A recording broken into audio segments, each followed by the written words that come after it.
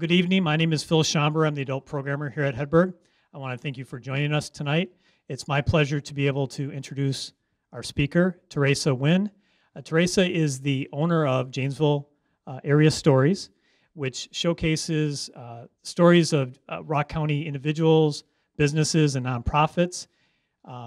And she's here tonight to share some strategies and methods for us to share and preserve the stories of our own family and friends. So with that, would you please welcome Teresa Wynn?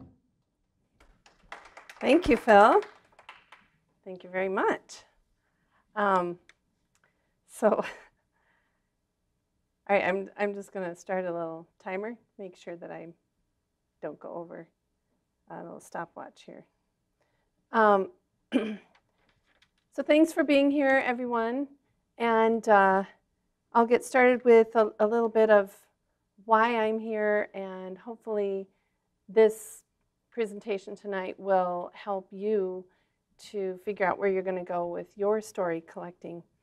It's been my honor to enthusiastically collect the stories and history of our community over the past few years. My interviews have ranged from nuns to politicians, veterans to cafe and restaurant owners, and even a world-renowned inventor who is right here in Janesville. He's actually down at Cedar Crest. Just an amazing story. And I've had the honor to interview people in high positions, such as theater directors, nonprofit leaders, corporate CEOs, bank presidents, and community philanthropists, as well as people who contribute to our community in their own special way, like Rock County farmers, or former GM workers, nurses, teachers, college students, and community volunteers. When you meet someone to capture their story, open yourself up to the idea of being transported into their world. People's stories can take us on exciting adventures, interesting careers, and even faraway lands. Sometimes the stories are simpler, but in a fairy tale way, they paint a picture of our beloved Main Street and picket fences, stability, hard work, or a nuclear family where children happily play with their dogs, like a scene from a Hollywood movie. And others take us through sadness and tragedy, broken homes, and the triumphant rebuilding of lives. So, in an age of fast technology, there's still priceless value in connecting with people face to face. Not on Facebook, not on the phone, but in person. There's something really precious about pauses in speech, someone slowing down to think through an unscripted answer, seeing the mouth grin when thoughts turn to teenage mischief, or the quiver before a tear falls, or catching a sparkle in the eyes in a tale of romance. Being on the listening end of an interview is indescribable sometimes. There's valuable joy in capturing a remarkable story. And each individual is a golden thread in your family history. Every story matters. And that's why I'm here, and that's why I do what I do, because I passionately believe that every person has a story, and it's uniquely their own. So I'm thankful you're here tonight, and I hope when this is over, you leave with renewed enthusiasm to capture the stories of your loved ones. So I would like to know, just a show of hands, who is here to, who is actually interested in doing that kind of thing, like maybe taking down a story, or, yeah, good, good. Sometimes our best stories are older people, but not necessarily, because life is unpredictable and we don't know what tomorrow brings. So the sooner you can do it, the better. And I'll give you a little background, a little overview of my business and the story collecting, and then we're going to actually have an activity and talk about an outline of a story and what you can do with it then in the end, because that's the important part. It's one thing to know the story and to hear it, but then what do you do with it? And we were talking about that a little earlier. So this is kind of an overview of, you're going to recognize people that I have interviewed in the past. These were when I worked at the Rock County Historical Society. And the following year then, I branched out to attend a lot of community events and was gathering small stories as well as doing the larger interviews that took longer. And it was really fun to be doing that because I got to meet so many people through this work. And then in the process of doing that, I wanted to encourage children to also work on their creative,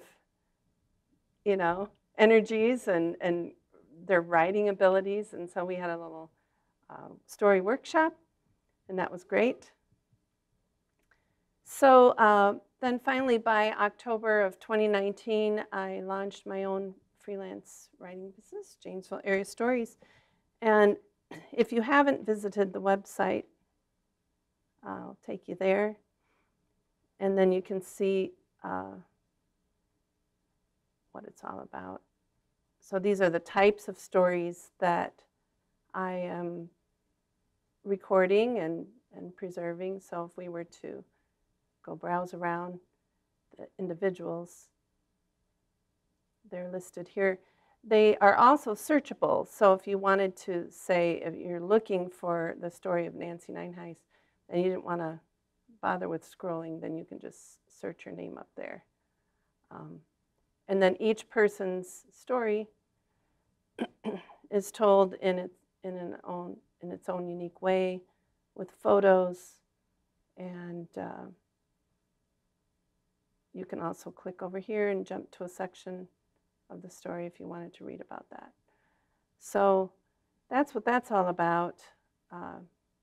There's stories of nonprofits. So we have things like Spirit Horse Equine Rescue, which is a wonderful nonprofit helping horses that are injured or sick or abandoned, neglected, those that are, taken by law enforcement, and then they help to rehabilitate the horses. So it's a lot of history of our community here.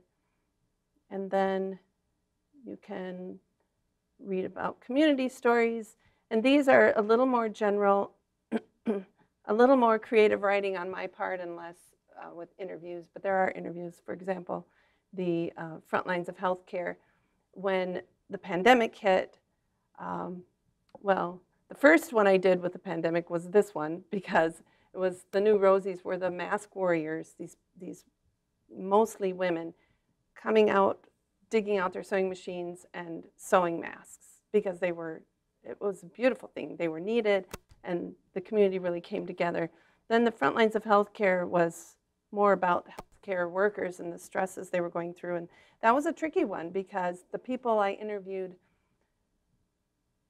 they didn't want to reveal their identities working in a healthcare facility with people dying from COVID, and it was complicated. But some of them agreed to, that I just use a different name and wrote their story. And that was great. And then I would just say at a local healthcare facility rather than name the hospital. So those are community stories. And then finally I have, and I have business stories. We skipped that. That's okay. This is my newest page with fun projects that I've done in collaboration with other people, like Drywater Productions. That was a recent story for John Becker. This was a video interview of his friends talking about him. He just recently retired. So that's another way to do a story. There's so many ways you can present a story, but and then also, of course, the Tales of series with the wonderful JATV, Alan Luckett, and Tales of Our Farms, a variety of those. So I started doing the business because storytelling is the greatest activity of any culture. It's how you build family, and it's how you pass along identity, whether it's our own identity with our family heritage, or identity in our community as a community member or as a member of a certain group. Stories are what it's all about. And in marketing, it's one of the fastest growing marketing strategies is to tell a story of a company. So it's what people want to hear. And just skipping to the bottom line, everyone has a story. What is yours? How I would love to just sit here and interview everyone, but we have to go on. So I've been able to, thankfully, collaborate with JATV Media Services, which has been phenomenal to work with, and Hedberg Library, of course, here we are, and the Janesville Performing Arts Center, telling stories through theater, and Drywater Productions, as we saw with John Beckert's interview. Now, telling the stories through theater, we did 3 Tales of series, Tales of the Old Marshall, Tales of Downtown, and Tales of Our Farms, where we went around the community interviewing people about these experiences. And then Alan and I and other JATV staff interviewed people and took footage and edited footage and put a show together that was kind of a multimedia type of storytelling with actors on a stage, and there was songs, and there was dance, and then there were video interviews as well.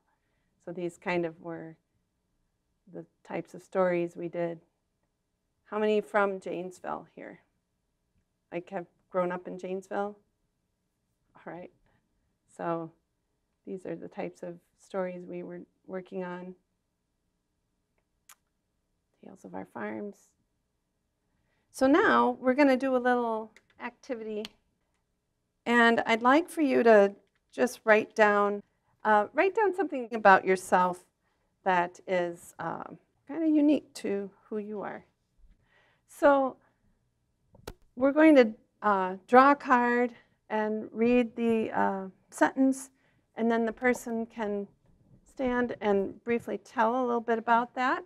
When you go to collect a story, you want to really focus on listening to what they're saying. Too much of the time we get distracted.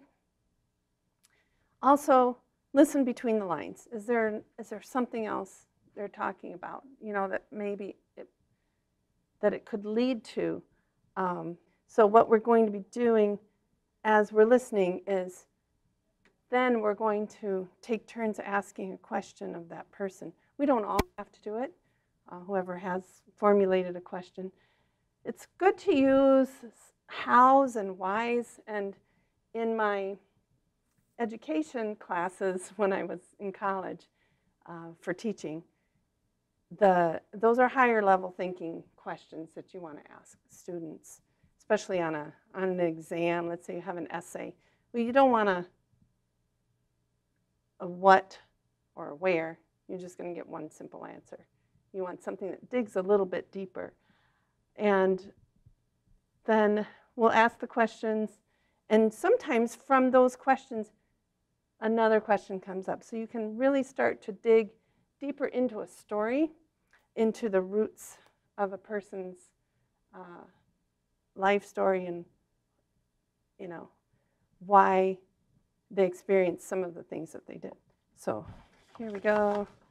I'm going to draw the first. We'll do a few of these, see where we are on time. I was an emergency nurse for 30 years, emergency room nurse.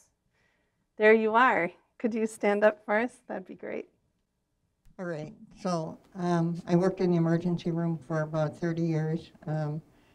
After some previous experience here and there, was a real exposure of the people in the community and some of the strange predicaments people get themselves into.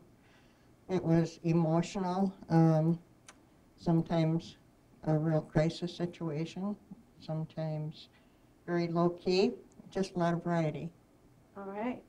So as she was telling us about her experience as an emergency room nurse, did anyone come up with a question that we could ask? So I'm just wondering, what were some of your biggest challenges in doing that job for 30 years? Like, what stands out for you? That's a great question. She asked about what challenges you had during your career. Some of the challenges were the changing scene in healthcare, so it required constantly updating skills. Some of the more challenging things were trying to get a hold of parents to consent for care when we would get teenagers. And I usually work nights, and so that's a little bit of a different situation too. And just helping people cope when there was a crisis. Another question? Yes. How did you find balance with like the different hours and things like that that you worked during that time? It was one nice thing about the emergency room that appealed to me is it's a quick turnover. So you usually wouldn't come back the next night or day and see the same people over again, as opposed to medical nursing or something, which I also did, where you really get to know the people. But the fast turnover was something that appealed to me. One more. You mentioned the changes in nursing. What was the hardest hurdle you had, new thing you had to learn? Another great question. What was the hardest hurdle that you had to learn in the challenges? I don't know if I would call it a hurdle, but when I started, because I finished my nursing education, excuse me, in 1961, and we weren't even using heart monitors at that time. It was kind of just coming in, and so the whole intensive care scene and the resuscitation, all of these things changed, and so every other year we would have to go through this program called ACLS, Advanced Cardiac Life Support, so that you would know what was trending and what we were going to be doing. So it was good, but it was challenging. Thank you. Thank you so much for sharing. Okay, we're going to find our next victim.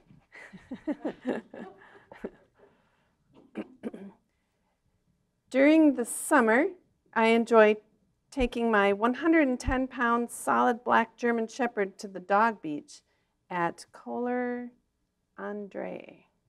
Did I say that right? Who is this? Okay. Okay. Would you mind standing and telling us more about that? I can't top your life story. I thought That's that okay. was great. Don't ever feel that your story doesn't matter if the experiences are different. It doesn't necessarily mean better or worse. It's just different. So Yeah. I just really enjoy being outdoors, and I discovered the dog beach a couple years ago.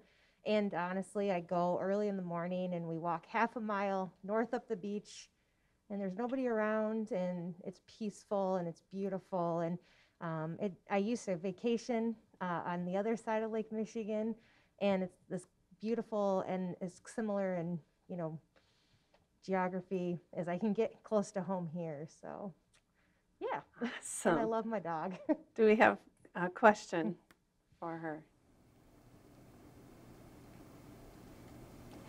How does she relate? How does your dog relate to the water? He's a male, and he loves it. As soon as we pull off, because there's the north parking lot, like he sticks his head out the window. I think you can smell it, and it's just like he smiles. And I mean, it's a lovely time. I swim with him, and it's just he's a good sidekick. So That's great. We had a question over here.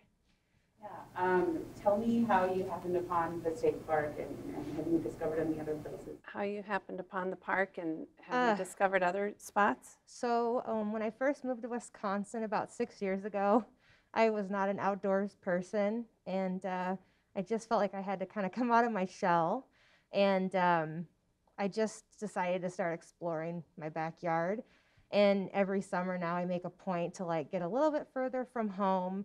And I love my state park sticker, and I just love getting out and exploring. And I think there's something to be said about just getting grounded with nature and enjoying the fresh air. And it's a beautiful state. And now at this point, I feel like I've been to every corner and experienced a lot. So That's fantastic. Mm-hmm. Thank you so much. That was I grew up in Davenport, Iowa, and when I graduated college, I went to Omaha, and then I worked at Blaine Supply. So all I right. stayed in the Midwest, though. All right, thank you so much. I appreciate that. All right, our next story is, I won a van at the Chicago Auto Show by standing with my hand on it for more than 64 hours. Who is this? Alan. Okay, we're going to hear a little bit about that. I just want to know how you didn't fall asleep. I didn't fall asleep. That was a surprising part of it. It was one of these things where my wife was teaching, and she was doing research on automobiles because we really needed a new one because we had 2 kids, and one child was, our daughter was like less than 6 months old, and she discovered this Stand By Your Van competition. It was for the first of the Stow and Go vans by Chrysler. This was in 2003. And actually 2004 was when the competition ended up happening. So we wrote a little essay of why we should be included in this competition, and I was one of 20 people that was chosen for it. Wow. And yeah, I didn't have a good night's sleep the night before the event started. Oh, no. And I never once did fall asleep, but I came close to a couple spots, but in the end, it had a big bang at the end, which was kind of interesting. But yeah, I had the van, and now it's rusty, and I'm going to probably donate it to Wisconsin Public Radio as a plan. So. Oh, that's great. That's great. We have a question. Uh-oh. Did you have to stay on your feet this whole time, or were you able to sit or doze or anything? He asked if he Okay. had to stay on his feet the whole time, or did you get a chance to? Basically, every 3 hours they gave us a break. But yes, we had to be on our feet. We could not, rest our arm on the edge of the vehicle. Oh, We wow. had to have our hand on the vehicle. And we wore cotton jersey gloves, so your hand could easily slide up and down. But they didn't want you to hold on to a handle. They wanted you to touch with your hand upright. So every 3 hours we got a potty break, or they'd give us food. And the first couple times they made us walk halfway across the McCormick place to go get food, just to torture us, I think. Because that And was. then later on they gave us coffee. What they said was coffee, but it was decaf, and I could recognize that in a minute.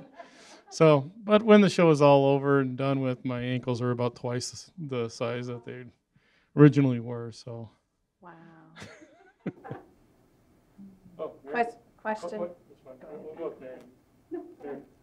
How did you keep from getting bored?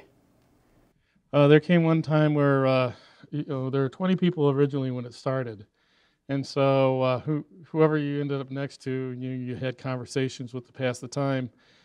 Came down to where we were more than 48 hours into this thing, and I started playing rock paper scissors with the guy next to me. So that was With your one hand. yeah. But we weren't punching each other. I mean, we were being nice and polite about that.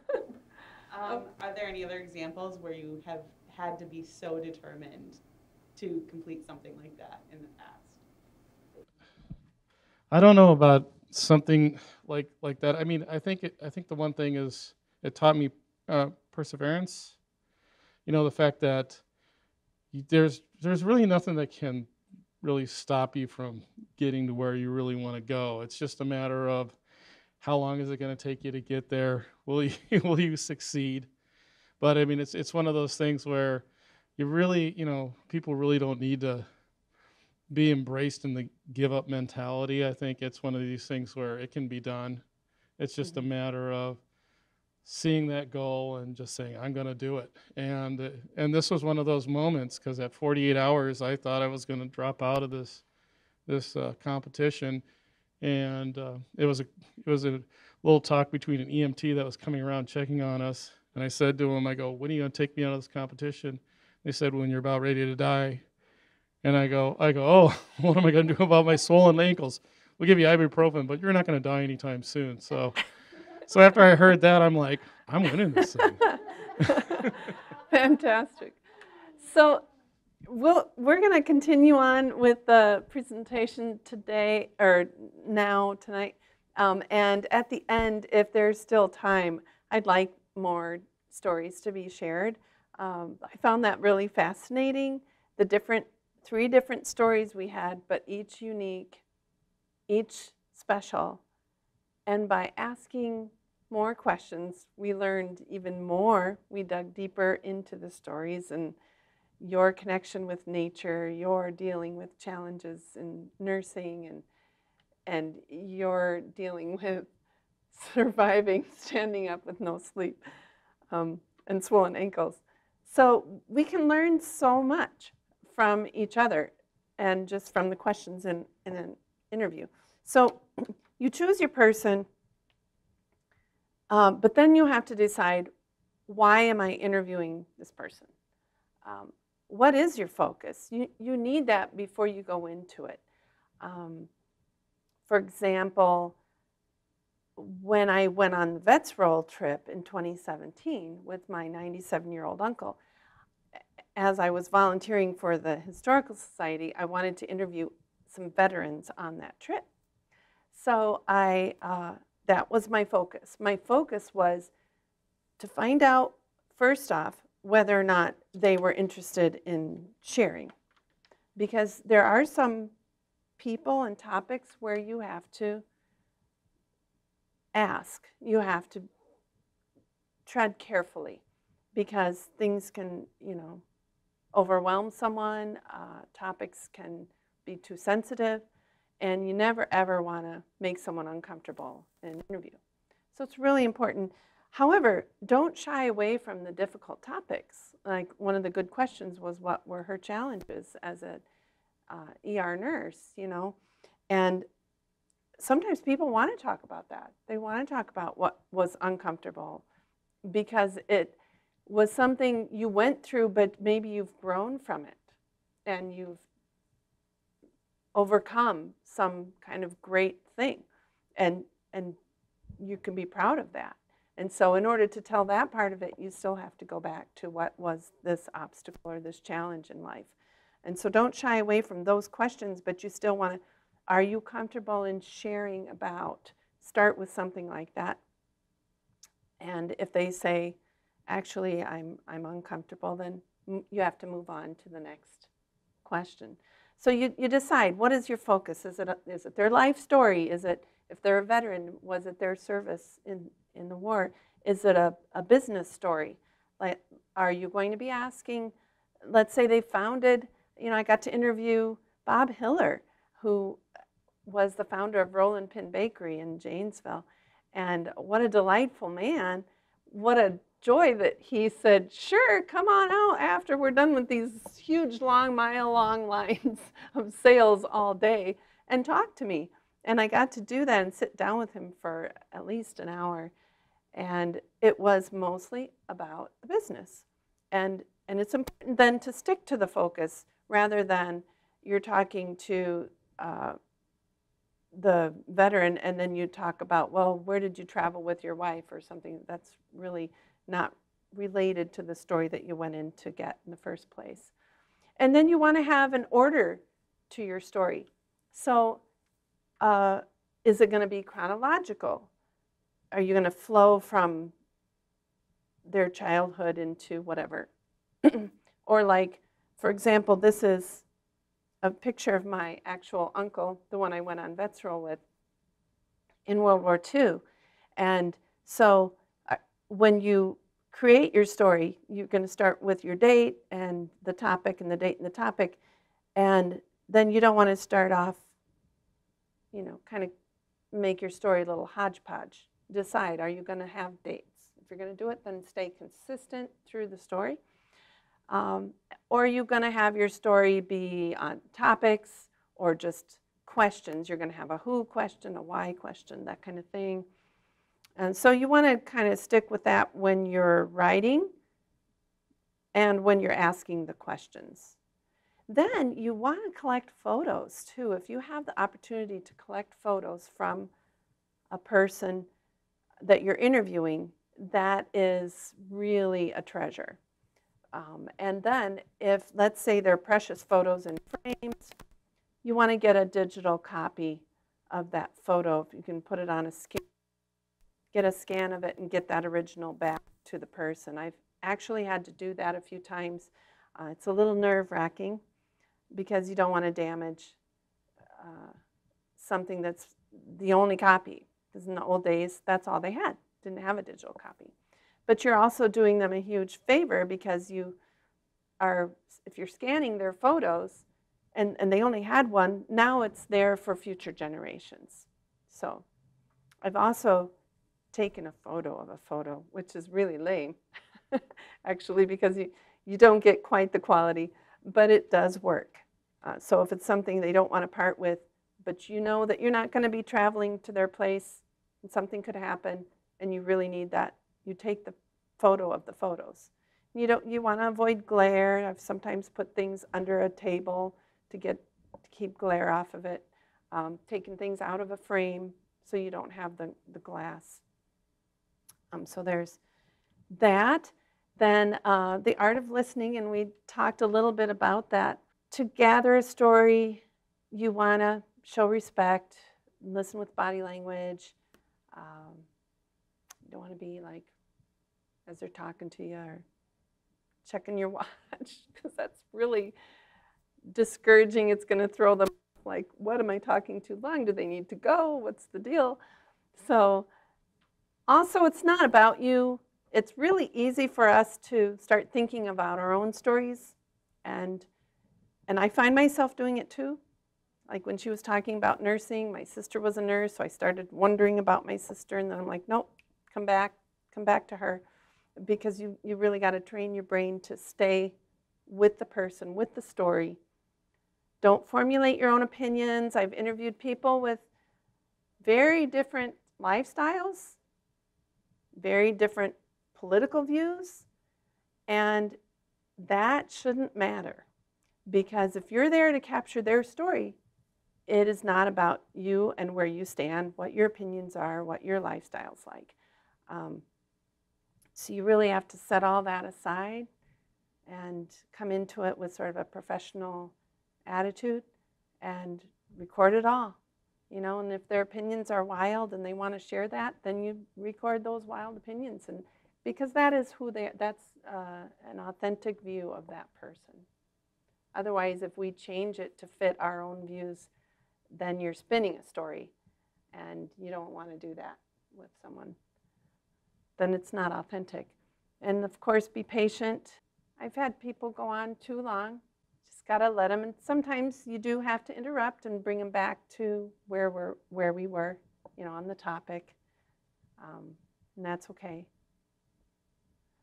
So preserving your story is the important thing. How are you going to do that? Well, first you have to get it written down. Writing it is essential. Whether you do it with a pencil and paper, whether you take your computer and you're typing along, whether you have a shorthand, you know, a machine to do that, or you have a recording device. There are a lot of apps you can download. There's voice recorder. You can use have it with you, which is very handy if you're suddenly with family at a reunion and you get a chance to sit with great grandma or whoever it is, and you're like, hey, let's do this. You know, tell me about, and you start your interview. You want to, once you have it written, you want to edit. I think that's all I do in my work pretty much is edit. No, editing is a big part of it. And for my sake, it's public, so I work really hard at that. But even for family, you want it to be presented well. So sometimes there are unnecessary things you can cut out of a story, but you want to pretty much capture everything. Then have it digital. Keep a digital copy in your computer. Even if it's an audio file, keep your audio files, have backups of those things as well. If your computer crashes and that's the only place it is, there goes your work and their story. You can do lots of things. You can have a website. That's what I have. I started a website or a blogging site. You can do a printed book. You can order those online in all kinds of places. My son made this for me. And I'm going to tell you, this was the best Christmas gift ever. He made a book about me. It's a long story why he did it, but I opened this, and I have 2 other sons. So they're waiting like to give mom their gift. And I'm looking at this, and I start bawling. And the tears are coming. And my poor other 2 sons are like, sure, okay, I didn't want to give me their gift. But no, it was very, very touching and meaningful. And he told my story at the time and put pictures with it. And you can order these on Shutterfly. Things that I was into, you know, hobbies and, oh, that's me. Sorry, I'm like, what is that? It just was really, really special to have a book like this. And they really do let you design it so you can make the photos smaller. You can have the font going down this way, or you can have 1 page of writing and 1 page of photos. You can really design it however you want. You can order 8x11 books. You can order larger squares. So Shutterfly is a really good online book. But that's another way that you can preserve a story, is to have it made into a book. But you still want to keep that digital copy, because something can happen. The book can get wet. It can get destroyed in a fire or something like that. And of course, there's Google, and you can back up your photos and things like that and documents on Google. You can email the story to the other relatives. I mean, these days, technology is amazing. And then let the family know about it, you know, because it's a legacy for generations to come, really. I think we're near the end of the presentation. So we'll do a little Q&A, and then if there's still time left, we'll pull some more stories out of the box, because that's fun. Questions? Oh, sorry. So if you were dealing with an elderly person, say an elderly relative who's like, oh, I don't want to tell my story, or I have nothing to say, do you have any prompts to get them started? Yeah. So you need a willingness on the part of the person you want to interview. And it is really hard to get some people to open up.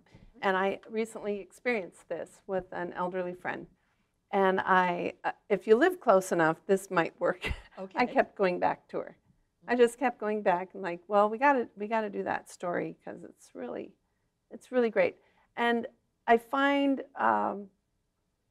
your interest in this person, your knowledge of their story, and telling them how excited you are about whatever it is they've done in their life, that helps. I would say, you are amazing. I mean, you did all these things. You did this and this and this, and so many people would find that wonderful. And I just want to, and if it's a personal thing, like it's your family and you want it for the family, it's important to our family that we get to share your story. And so just keep trying. And I feel that when you let them know that their story is interesting and important, it helps them to, well, okay. And you can start small, like, well, let's just talk about your childhood then. And just start with one little topic. Like what did you do when you were young? What sort of things did you play with? And you want to get a few questions out there. I love the question for the older generation. What was the most important technological invention to you? What do you think it was? And you get a different answer with every person. For some, it was radio. For some, it was electricity. I mean, they're old enough to remember that. Or, remember, like lights. They lived on a farm, and I remember just, we used our little lanterns, and when we finally got electricity out here, it was great. Or the invention of television or the airplane. You get a different answer every time, and that also captures a piece of our history, Anybody else? These are just a couple comments regarding different resources in capturing. Mm-hmm. If you do have a Google Gmail account, mm-hmm. Google Docs has a program where it'll do voice to text. Mm-hmm. That'll help save with your writing abilities there. I discovered just last week that the Microsoft's PowerPoint, if you have that particular program, that will do fantastic speech to text, down to punctuation. PowerPoint is good because I've tried it with Word and I got frustrated with that. Yeah.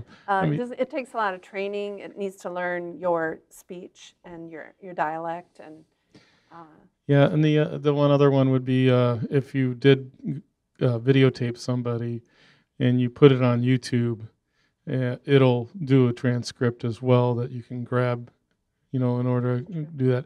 And the nice thing about YouTube too is you can have it unlisted, so that way you keep it private for yourself if you wanted to. Right. The only problem with uploading some of this content is that it kind of, I don't know about who really owns property on that stuff when it's on YouTube, so you got to kind of question that.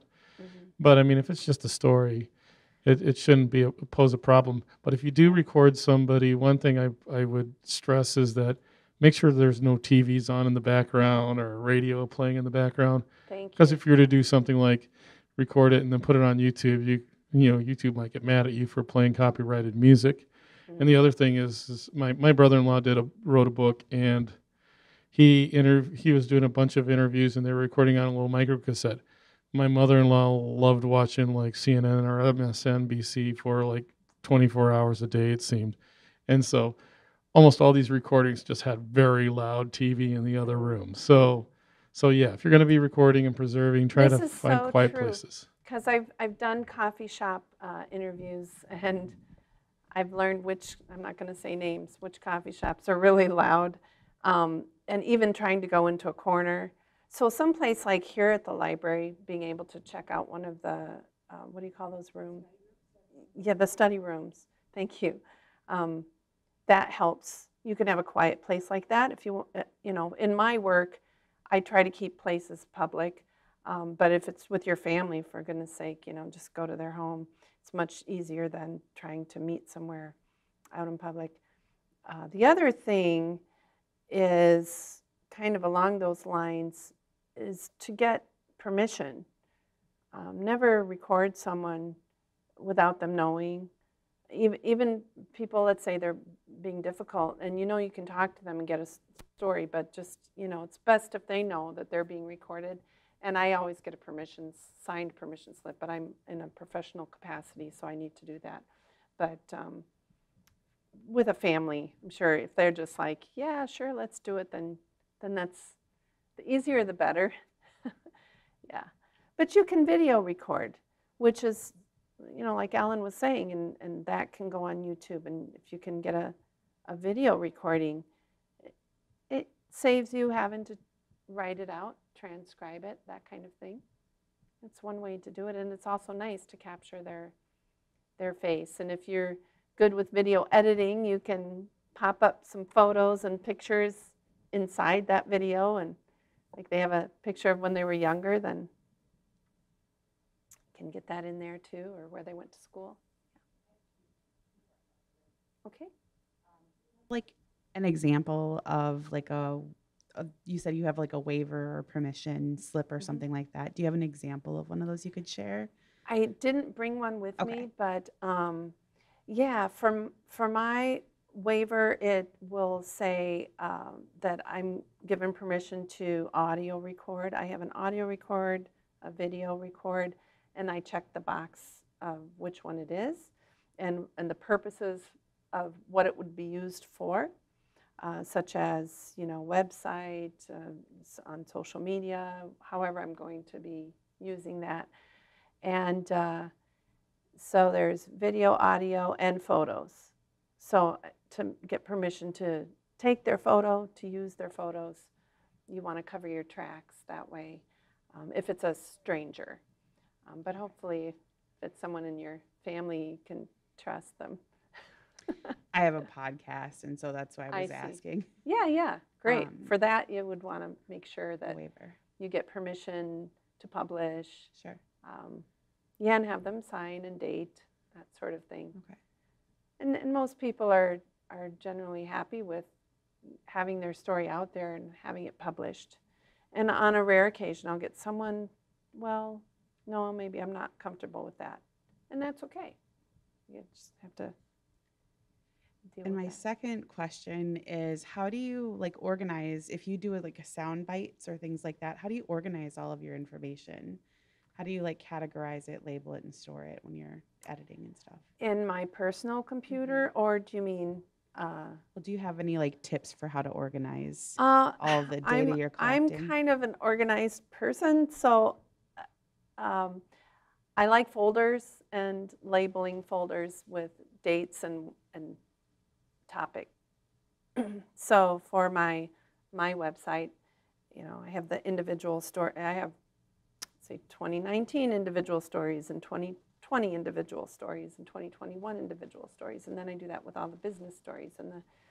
And then even in those folders, a person might have their own folder because I have different types of documents or things coming in that belong to that person that I need to add to it. So, yeah, it's good to keep it organized so you can find it, so you can have a date on it. Mm-hmm. Yeah, absolutely. So, I believe that wraps it up. Your life has purpose. Your story is important. Your dreams count. Your voice matters. You were born to make an impact. And even capturing someone's story, you are also making an impact by doing that. So I would totally encourage you to do it and do it as soon as possible, because life is unpredictable. And I've interviewed a few people who aren't here anymore. And at the time, I didn't know that. And they were elderly, but and one of them was not, but had cancer. So that, to me, those stories are super precious, that I was there, that I got to speak with them, that I got to learn about them, and that they knew that their story was being shared. And that's what you want to do with your own relatives. Let's do some fun. Do some fun. I'm a psychic clairvoyant. Who is this? Woo! All right, tell us more. Do we have a microphone for you? Thank you, Phil. I'm a psychic clairvoyant and medium. I was born with it. I kind of suppressed it in my teen years, and then I couldn't really avoid it in my 20s. And so I started going through kind of mentoring for it. And now I actually do professional readings and mentorship for other people who have empathic abilities and stuff. Wow. So, yeah. I'll bet we have a question for you. Great. So, topics of your podcast, are they related to you? They're stories, because I've found that through entertainment, lots of psychic mediums have kind of shown up on, what Travel Channel and whatnot, and kind of given people bad reps. And so my topic, my genre, is basically paranormal things that have happened to psychics that they want to talk about, but maybe they're nervous talking about it because they don't want to discredit themselves. So I give a platform for them to tell a story that maybe they've never told anybody. So, Have you considered having your stuff like on low-power FM stations or more community-based stations other than just your podcast? I have not. It's new. I just started the podcast last year, and it's had really, really good responses. And it's just kind of like a passion project I've been doing for fun. So I'm just trying to find a way to kind of build it so I can kind of give a platform to more people. Any other questions for her? What's the name of your podcast? It's called Psychic Stories to Tell in the Dark. And it's on like all of the platforms like Google and Amazon and Spotify and all the things. So, yeah. You mentioned you suppressed your abilities in Yeah. your teenage years. Yeah. Do you have a specific story to tell about that? How it impacted you, or how you got started suppressing or stopped? Yeah, I mean, when you're seeing things as a kid, you know, and you're seeing people that are dead, and you're trying to like fit in, you're trying to relate, and you're going through, you know, your adolescence, obviously, which is already HE double hockey sticks. You just kind of tuck it away, and it goes away for a while, and that's pretty much how that happened. Wow. So, yeah. Wow, that's fascinating. Yeah. So we have just a few more. Thank you so much. My first job was with a podiatrist. Then I became a reflexologist. Who is that? That's me. All right. Tell us a little bit. Well, when I was, of course, I babysat.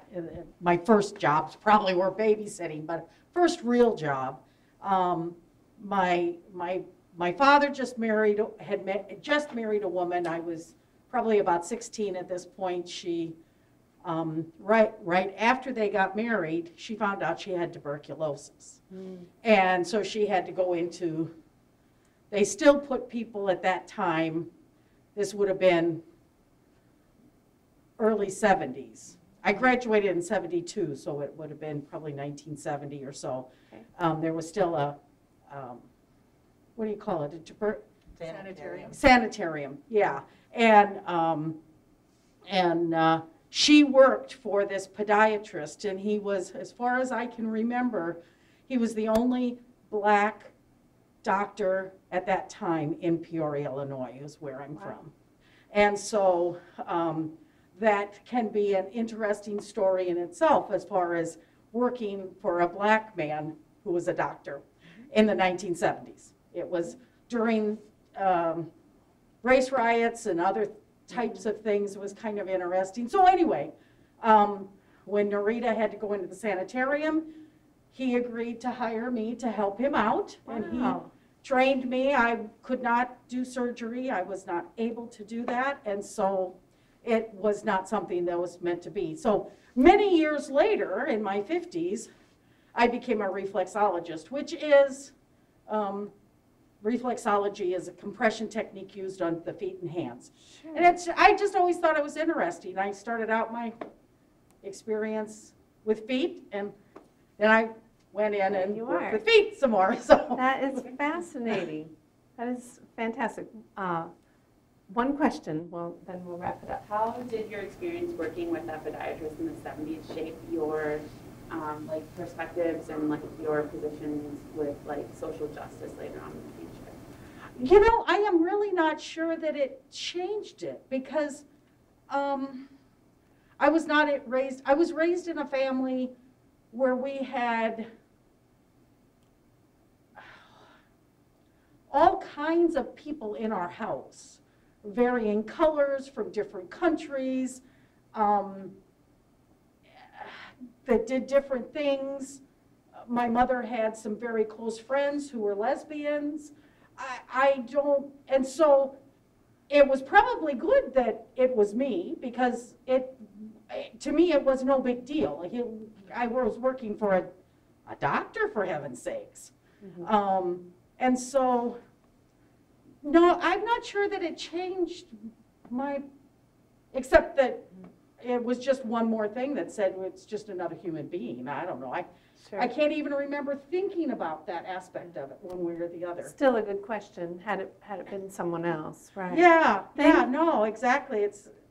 It makes me now think, okay, how was that? Yeah. You know. Thank you so much. Yeah. And maybe as we're leaving, we can talk about the other two. But I do want to say thank you to all of you, to Phil, to the Hedberg Public Library, to JATV for filming, for having me here today. So go out and capture those stories. Thank you.